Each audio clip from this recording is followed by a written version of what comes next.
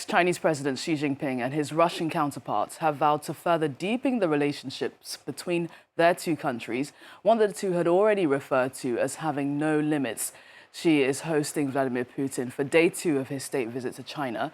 The leaders will be in the northeastern city of Harbin today. Day 1 saw them release a joint statement detailing their partnership across a host of issues, including security and trade.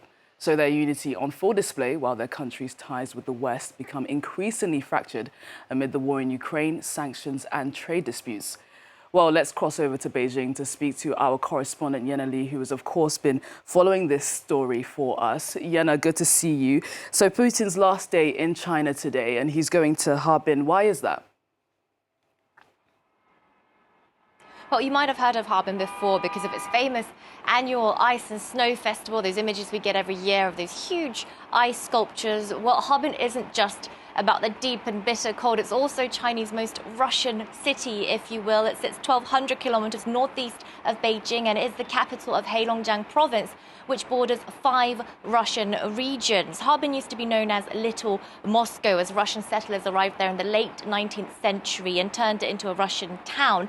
Nowadays, most of the Russianness has almost completely disappeared, although some hints of it can be found, most notably the St. Sophia Cathedral with its huge green dome. But this building in itself is quite indicative, quite illustrative of how many Chinese people see Russia today. The St. Sophia Cathedral is just a shell of an Orthodox church. Inside, it's a museum and art gallery full of tourists. Outside, young Chinese people dress up in what they think are Russian princess costumes, and they pose for pictures on the steps. For many Chinese visitors to this region, Russia remains a quite folkloric, far-off, imagined place. That said, for locals in Heilongjiang, well, they have built trade relationships with their northern neighbors. There is this long history of business, migration, scientific cooperation, etc. And that is why President Putin is there this Friday to try and highlight this and showcase the two countries' historic ties.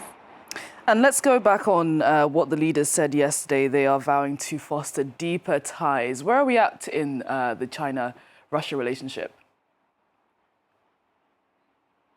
Well, Thursday, Presidents Xi and Putin deepened the ties between their two countries, and they criticized the United States in a joint statement. Let me read a part of that for you. It said that the two countries will increase interaction and tighten coordination to counter Washington's destructive and hostile course towards the so-called dual containment of our countries.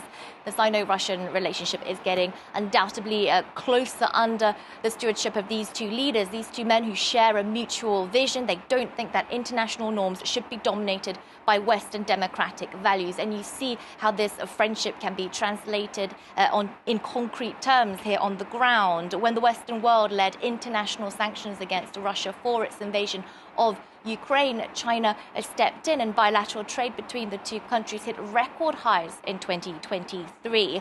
For Beijing, well, it's likely that they're going to continue to scratch Moscow's back for as long as they think it's worth it for China. There are some hurdles on the horizon, though. The US and some European countries are upping the pressure on Beijing because of this war in Ukraine, just as China's sluggish economy becomes the new normal. Yena Lee, France 24's correspondent in Beijing, thank you so much for your time.